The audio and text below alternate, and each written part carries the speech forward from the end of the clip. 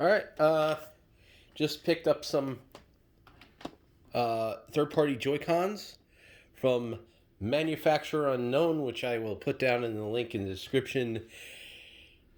It's basically one of those things where you have multiple companies,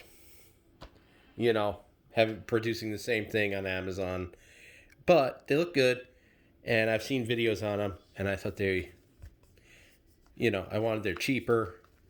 I wanted to try them out, and we're gonna unbox this right now.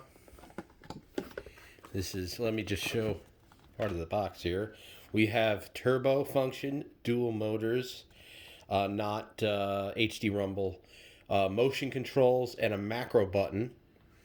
And then it comes with this kind of grip here so that it gives you more of an offset access and some ergonomic, yada yada. It has a D-pad on it, and bigger thumbsticks, so better range on the thumbsticks than the original Joy-Cons. And I haven't heard anyone complaining about drift. My Joy-Cons do not have drift, but I almost feel like it's a matter of time. So that was my excuse kind of buying these. Eventually my Joy-Cons are probably going to start drifting. So I might as well have some backup. Or I might as well just use these and have the Joy-Cons as a backup. Depends on how much I like it. And by the way, they're also thicker, but you will see this if you haven't already seen it. Good thing I kept in my unboxing knife nearby. I wasn't sure if there was going to be anything like tape or anything holding it together. But there's a little thing here, so. Woohoo. Now, here it is, right on the top. And actually, it's got a nice feel to it. I kind of like the way it's laid out like this with I like the back triggers are actually a lot bigger than they are in the Joy-Cons. This seems a little hard to get to, but I like the way it feels when you hold on to it. Interesting. I got to see how it is when when I try to use it or something. I'm going to put this aside for a second and see what else, if anything is in here. Oh, these also can be charged. They charge when you connect them to the switch, but they can also be charged via USB-C. I've heard people complain about the placement of the USB port, but apparently it has, on mine, it's moved to the bottom. Apparently you're not supposed to plug it in while it's actually connected to the switch. But mine are on the bottom. I've seen other people saying theirs were on the back. Oh, okay. These have programmable buttons, I believe, on the back. I wasn't expecting that. Okay, that's cool. The ones I saw online did not have that, so these are actually really good like that. I got to see how that works. Well, they feel a little weird. They feel almost not so good. D-pad seems fine. It's, you only know really when you try. Let's see if we...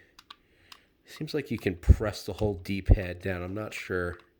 Doesn't seem to have really a pivot or anything. But I use a D-pad cover on my... yeah, you can press the whole thing down. I use a D-pad cover on my Switch, on my Joy-Cons, and that has always worked fine for me. But these thumbsticks remind me of the thumbsticks that I have on my Sataki controller here. They're like the same exact... actually, I think the triggers are also very similar. They're not the same shape, but they have a similar kind of... Not so much, actually. It's weird. There's a little more travel, and they're a little more clicky. Actually, they're more comfortable. Yeah, they have similarities, but, I think checking the D-pad on the Sataki, I'm like, seems to have a little pivot, whereas this one you could press the entire D-pad down. There's a little click under there. Not much. It's a mushy kind of click. All right. And so, yeah, we got the back programmable buttons that I didn't even know about. I didn't know what that was. Actually, the thumbsticks on this might actually have more travel than this. This actually feels like it has less travel than the thumbsticks on the Joy-Cons. That's disappointing. Okay. So that's that. Let me see if the Sataki has the same thing. Yeah, basically. Let me see if I can. And then here's let me just pull a Joy-Con off. And so I don't know, these feel a little less like they have less travel. That sucks. But I haven't seen, like I said, haven't seen anyone complaining of drift. They're more comfortable to hold than a Joy-Con, so you don't really need any kind of grip. And since they got this piece back here, and actually it's quite nice in the hand. And let's take it off this thing here.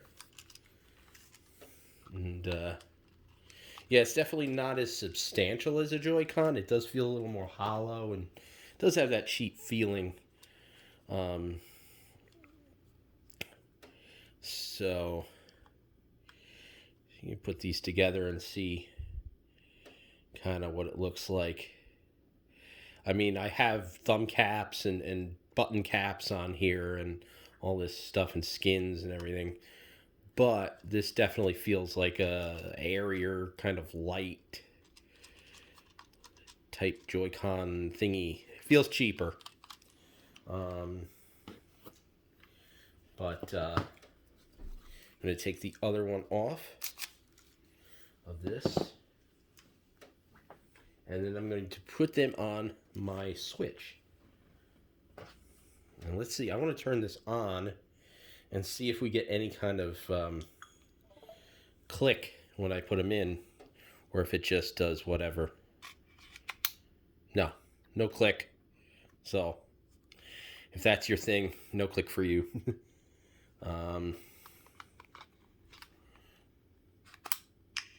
Oh, it did click.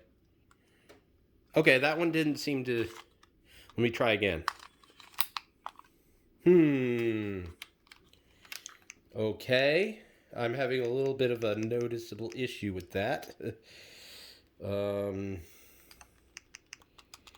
buttons aren't responding.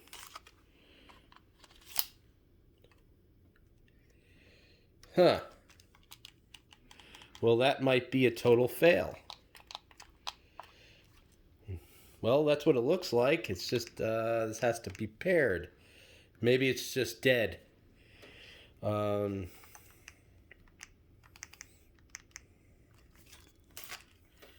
Maybe I'll have to do a charge on that. We'll see. I'm going to give it a go. So we have this, but you know, like this one works fine, but the other one is not working. This would be par for the course for it seems to be happening with every single thing I buy. But we'll see. Is this broken or does it just need to be charged? I'll be right back. Well, I guess that's a quick review of this because it's fucking broken again. So don't buy it. Garbage. Get something better. Crap. Anyways, thank you for watching.